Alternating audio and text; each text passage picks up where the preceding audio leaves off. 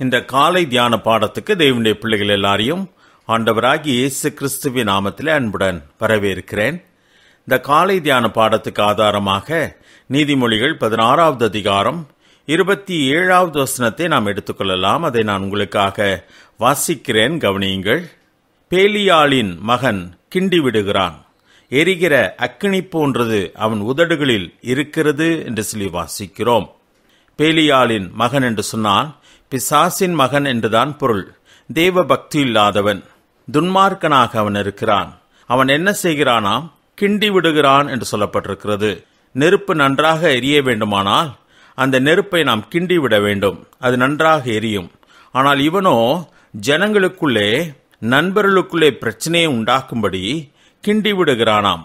எரிகிற அக்கினி போன்றது அவன் உதடுகளில் இருக்கிறது என்று சொல்லப்பட்டிருக்கிறது. அப்படியானால் இவன் எப்படி கிண்டி விடுகிறான்? அவனுடைய உதடுகளினாலே, பேச்சினாலே அவன் பிரச்சனைகளை உண்டாக்குகிறான், சண்டைகளை உண்டாக்குகிறான். அக்கினி போன்றது அவன் உதடுகளில் இருக்கிறது என்று சொல்லி வேதம் சொல்கிறதாய் இருக்கிறது. மற்றவர்களுடைய இரகசியங்களை, அந்தரங்கங்களை, தவறுகளை அறிந்து கொள்ளும்படியாக, அவைகளை வெளிப்படுத்தும்படியாக முயற்சி எடுக்கிறவர்கள் அநேகர் உண்டு.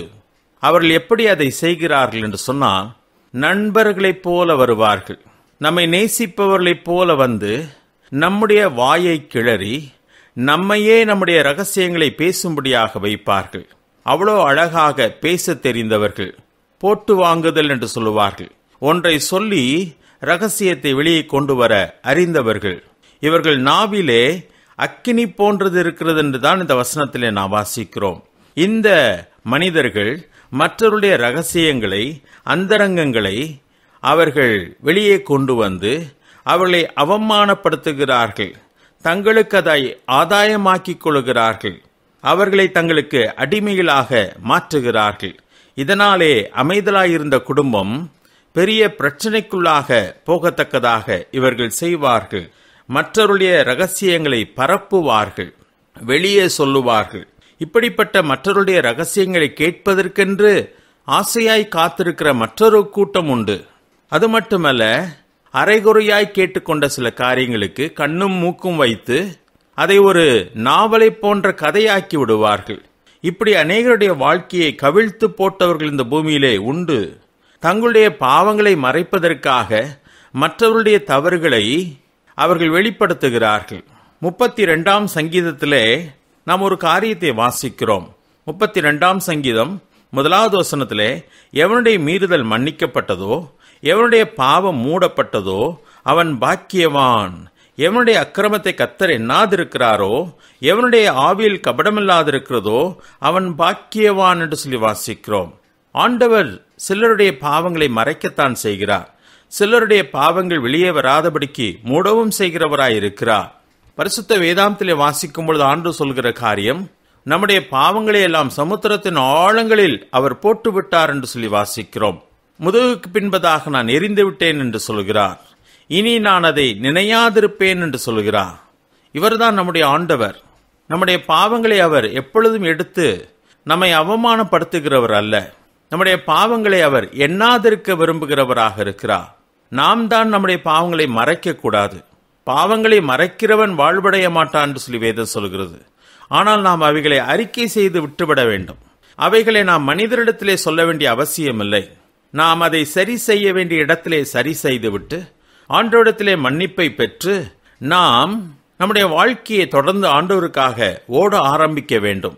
ஆண்டவர் மன்னிக்கிறவராயிருக்கிறார், மறக்கிறவராயிருக்கிறார். ஆனால் இப்படிப்பட்ட பேலியாளின் மக்களோ பழைய காரியங்களை, தேவன் மறந்துவிட்ட காரியங்களை, தேவன் மூடினவைகளை ரகசியமாக வெளியே கொண்டு வந்து ஜனங்களை பிரயோஜனமற்றவர்களாய் மாற்றுகிறார்கள். அவர்களுடைய வாழ்க்கையை அழிக்க பார்க்கிறார்கள்.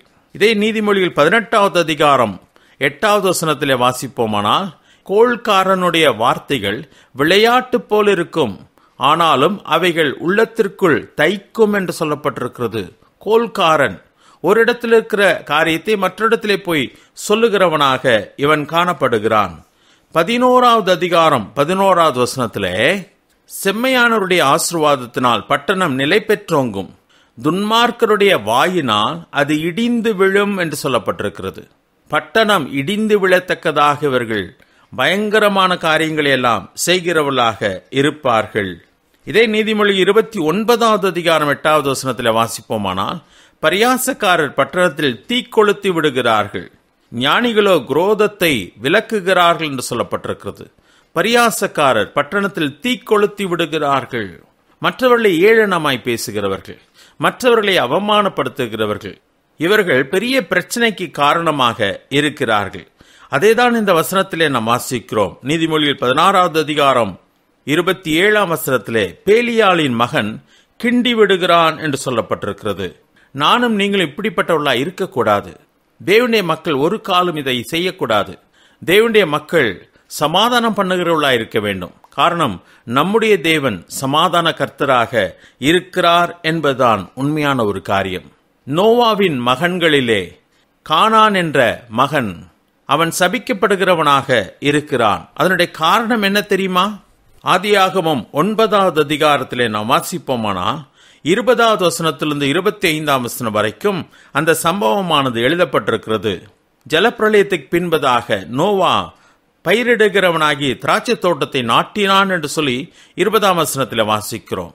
அதன் பின்பதாக திராட்சை ரசத்தை அவன் அதிகமாய் பருகினதினாலே தன் வஸ்திரம் விலகி தன் கூடாரத்திலே படுத்து கிடந்தான் என்று சொல்லி 21வது வசனத்திலே வாசிக்கிறோம். இதை அவனுடைய மகன் காம் என்பவன் தகப்பன் நிர்வாணமாய் கிடக்கிறதை பார்க்கிறான்.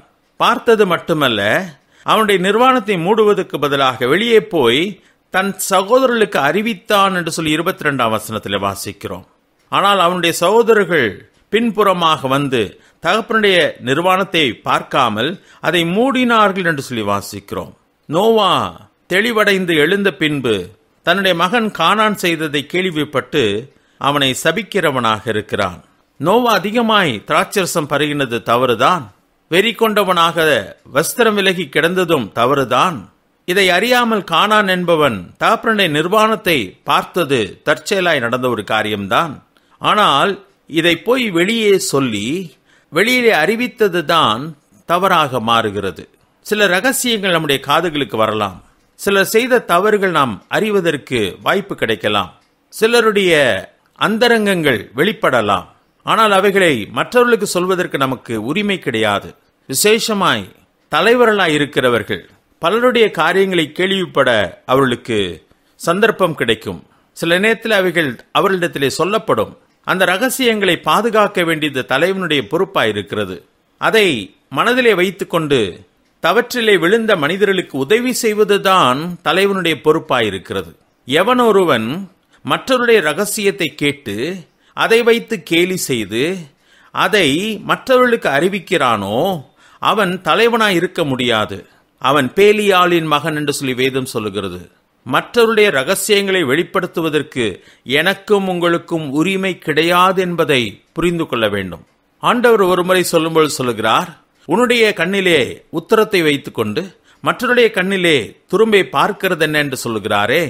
அதனுடைய அர்த்தம் என்னவென்று சொன்னால், மனிதர்களாகிய நானும் நீங்களும் தவறு செய்கிறவர்களாயிருக்கிறோம், குற்றமுள்ளவர்களாக இருக்கிறோம்.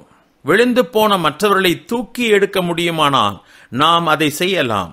மற்றபடி விழுந்து போனவர்களை பரியாசம் செய்வதோ அவர்களை இன்னும் அவமானப்படுத்துவதோ நமக்கு எந்த உரிமை இல்லை என்பதை தான் வேதம் தெளிவாய் சொல்லுகிறது. கானான் சபிக்கப்பட்டதன் காரணம் தகப்பனுடைய நிர்வாணத்தை பார்த்தது அல்ல, பதிலாக அதை வெளியே போய் சொல்லி மற்றவர்களும் அதை வந்து பார்க்கத்தக்கதாக பறைசாற்றினதுதான் குற்றமாக மாறிற்று. மத்தேயு 18வது அதிகாரம் 15ஆம் வசனத்தில் வாசிக்கும் பொழுது, ஒரு சகோதரன் குற்றம் செய்வானானால் அவனிடத்தில் போய் நீயும் அவனும் தனித்திருக்கையில் அவன் குற்றத்தை அவனுக்கு உணர்த்து என்றுதான் வேதம் தெளிவாய் சொல்கிறது. அவனும் நீயும் தனித்திருக்கையில் போய் அவனிடத்திலே அவனுடைய குற்றத்தை உணர்த்து. எதற்காக? அவனை கேலி செய்வதற்காக அல்ல. அவன் அந்த குற்றத்திலிருந்து மனம் திரும்பி வருவதற்காக தேவன் அதை சொல்லுகிறார்.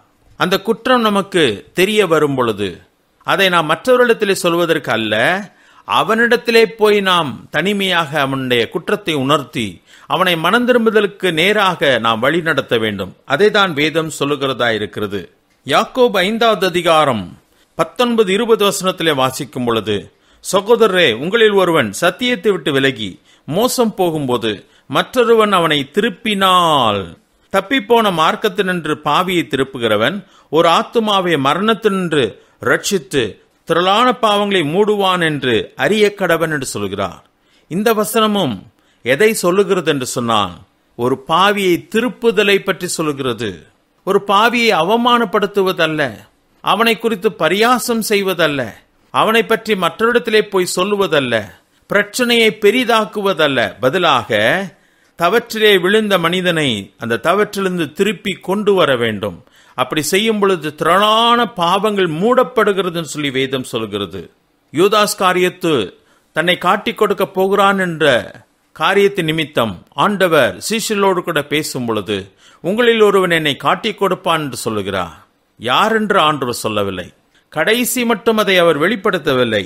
யோவான் 13வது அதிகாரம் 27வது வசனத்திலே, அந்த துணுக்கியை அவன் வாங்கின பின்பு சாத்தான் அவனுக்குள் புகுந்தான். அப்பொழுது இயேசு அவனை நோக்கி, நீ செய்கிறதை சீக்கிரமாய் செய் என்றார். அவர் இப்படி அவனுடனே சொன்னதின் கருத்தை பந்தியிருந்தவர்களில் ஒருவனும் அறியவில்லை என்று சொல்லி வாசிக்கிறோம். ஆண்டவர் அநேக காரியங்களை அந்த இடத்துல பேசிக்கொண்டுதான் வந்தார். எப்படியாவது யூதாஸ் காரியத்தை மனம் திரும்ப செய்ய வேண்டும், அந்த தவற்றை செய்யாமல் தடுத்துவிட வேண்டும் என்று சொல்லி அவர் விரும்பினார். யூதாஸ் காரியத்துக்கு அது தெளிவாக விளங்கிற்று. ஆண்டவர் தன்னைத்தான் சொல்லுகிறார் என்று சொல்லி யூதாஸ் காரியத்துக்கு விளங்கினாலும் அங்கிருந்த யாருக்கும் அது விளங்கவில்லை. காரணம், யூதாஸை அவமானப்படுத்துவது ஆண்டுடைய நோக்கம் அல்ல, பதிலாக யூதாஸை திருப்ப வேண்டும் என்று சொல்லி ஆண்டவர் விரும்பினார். இதுதான் தேவனுடைய மனிதனுடைய அடையாளம். ஆனால் பேலியாளின் மக்களோ கிண்டி விடுகிறார்கள். ஏற்கனவே இருக்கிற பிரச்சனையை அதிகமாக்குகிறார்கள், அதை பற்றி எரிய பண்ணுகிறார்கள். அதனாலே அநேக பிரச்சனைகளை உண்டாக்க விரும்புகிறார்கள். எல்லாவற்றையும் தங்கள் நாவினாலே செய்கிறார்கள் சொல்லி இந்த வசனம் சொல்லுகிறதாக இருக்கிறது. அன்பு திரளான பாவங்களை மூடும் என்று சொல்லி 1 பேதுரு 4வது அதிகாரம் 8வது வசனத்திலே வாசிக்கிறோம். எங்கே அன்பு இல்லையோ பிரச்சனைகளை அது உண்டாக்கும், தவறுகளை வெளிப்படுத்தி அவமானப்படுத்தும், பரியாசம் செய்யும். நம்முடைய சொந்த பிள்ளை தவறு செய்து விடுமானால் அதை நாம் மூடி மறைக்க பார்க்கிறோமே. காரணம் என்ன? அன்பு அங்கே இருக்கிறது. மற்றவருடைய பிரச்சனையை வெளியே பேசி அவமானப்படுத்த பார்க்கிறோமே. காரணம் என்ன? அங்கே அன்பு இல்லை என்பதுதான் பொருளாகும். தேவனுடைய அன்பு எங்கே இருக்கிறதோ அங்கே பாவங்கள் மூடப்படுகிறது. மற்றவருடைய பாவங்கள் மூடப்பட வேண்டும், நம்முடைய பாவங்கள் மூடப்படக்கூடாது. அது அறிக்கை செய்து விட்டுவிடப்பட வேண்டும். இதைதான் வேதம் தெளிவாய் சொல்லுகிறது. நாம் எப்படிப்பட்டவர்களா இருக்கிறோம் என்று சொல்லி யோசித்து பார்க்கலாம். நல்லவர்களைப் போல நாம் சில நேரத்தில் நடந்து கொள்கிறோம். ஆனால் நம்முடைய நாவின் கீழே நெருப்பு இருக்கிறது.